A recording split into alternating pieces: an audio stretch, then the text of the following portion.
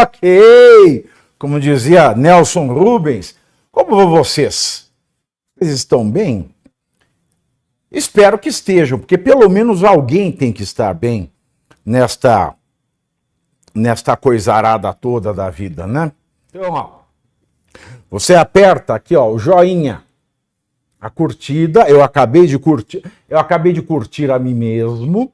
Pavi, falar sobre o Supremo Tribunal Federal. Quero te dar. Dá like aí, rapaziada. Pavi, o Supremo Tribunal Federal tem maioria para suspender leis antilinguagem neutra em escolas.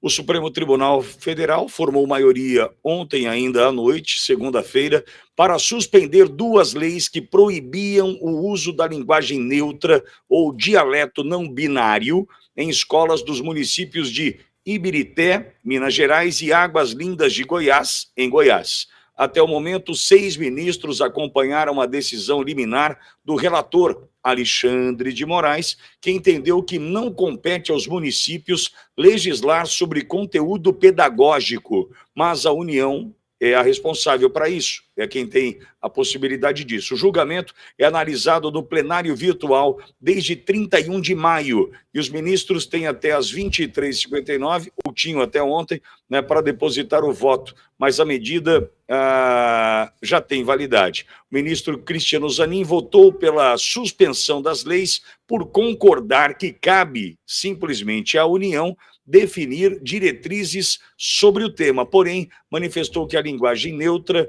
destoa das normas da língua portuguesa. Eis a íntegra do voto. Bom, aí deixa para cá, deixa para depois. Pavi, falar sobre essa decisão do Supremo, Pavi. Então, existe linguagem neutra? Isso é autorizado, Pavi? Vamos para a filologia. Filologia é o estudo da origem da linguagem. Em filologia existe linguagem neutra.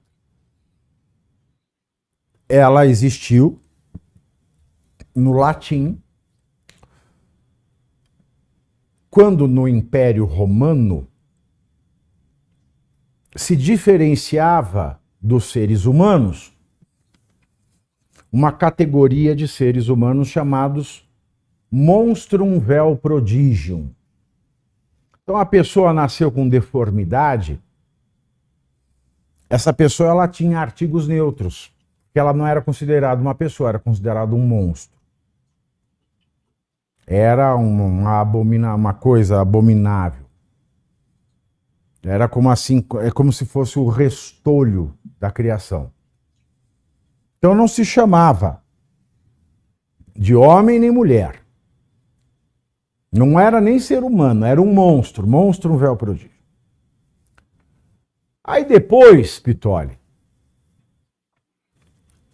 quase 2.000 anos, 1.800 anos depois, mais uma vez apareceu o uso de artigos e pronomes neutros num idioma, que foi no idioma alemão.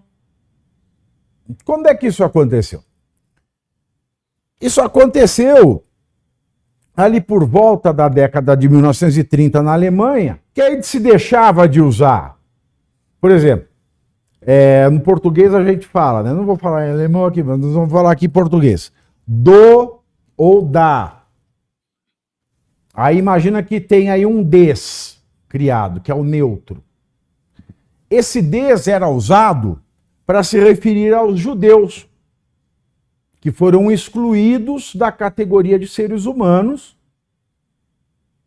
Excluídos da categoria de seres humanos, então, desprovidos de qualquer coisa que se possa pensar sobre um direito natural relativo a um ser humano, foram mandados aos campos de concentração e foram vítimas de toda uma sorte de brutalidades inomináveis.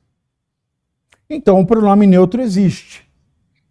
O pronome neutro existe na história das linguagens para retirar a humanidade de grupos humanos para retirar a alma de pessoas, para permitir que, com esse falseamento da linguagem neutra,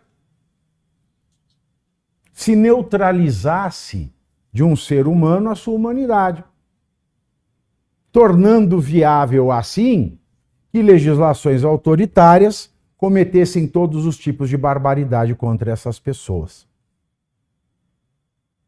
Filologicamente, portanto, no estudo das línguas e linguagens, os pronomes neutros serviam para isso.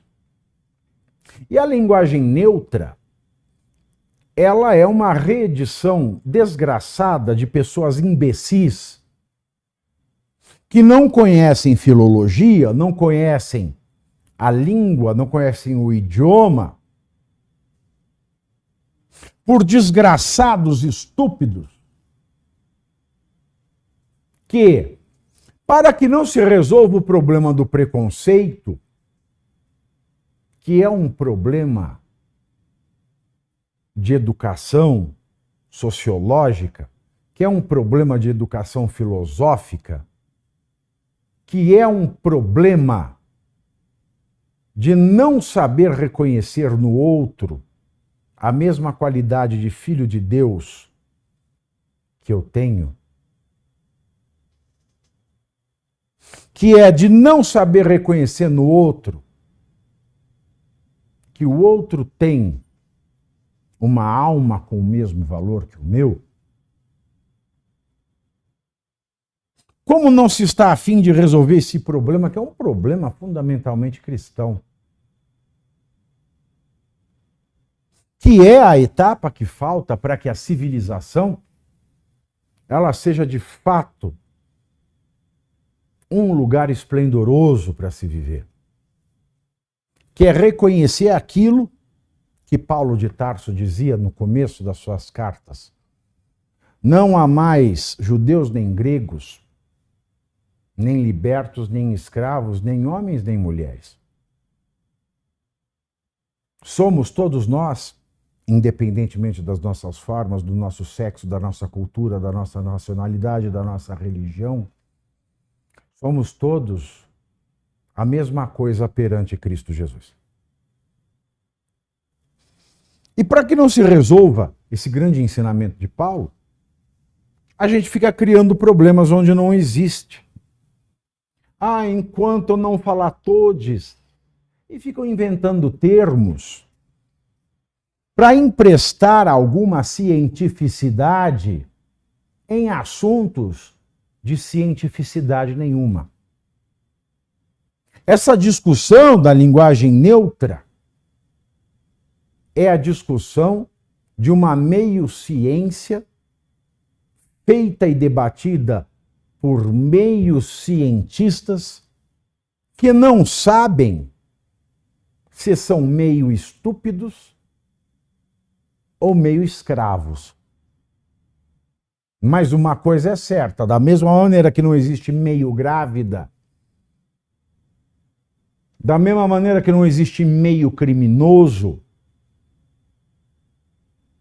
não existe um sujeito meio sábio. Não existe um sujeito meio racional. Portanto, essa discussão é uma discussão trazida pelo progressismo. O que é o progressismo? O progressismo é um movimento político financiado por George Soros, que é um ucraniano que sustenta esses movimentos na face da terra, que é aclamado por essa esquerda burra, estúpida, progressista, que parece desconhecer o fato de que George Soros nunca produziu uma agulha na vida. George Soros, do nada, chega e, especulando o mercado financeiro e levando à pobreza milhões e milhões de pessoas pela sua especulação financeira,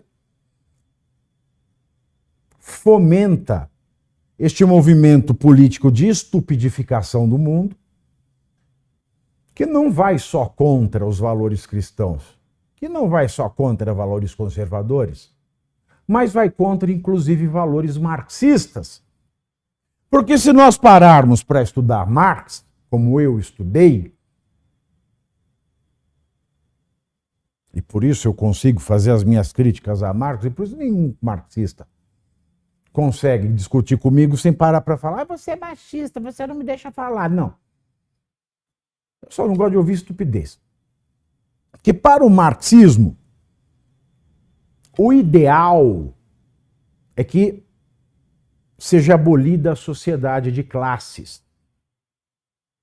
E quando eu faço, como se faz na ideologia de gênero, LGBTQIA, YM657, Rádio Auro e Verde, não sei o que, sabe? Eu fico criando classes de pessoas. E, na verdade, o que o progressismo faz é o inverso, inclusive, do que o marxismo prega. Como é que eu posso fazer esta ultraclassificação através dessa hiperrotulagem dos seres humanos se o ideal marxista é uma sociedade sem classes?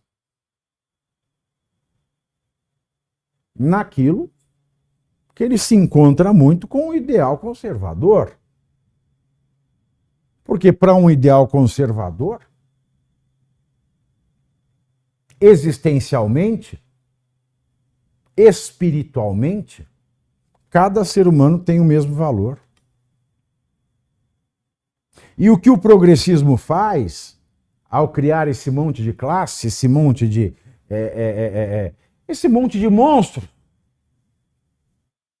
monstros porque os aparta da humanidade, os aparta da natureza, os transforma de seres humanos em estátuas de sal de olhos abertos que se entreolham, mas não se veem. E a linguagem neutra, além de ser uma forma de reivindicação oficial dessa desumanidade já testada na história da humanidade,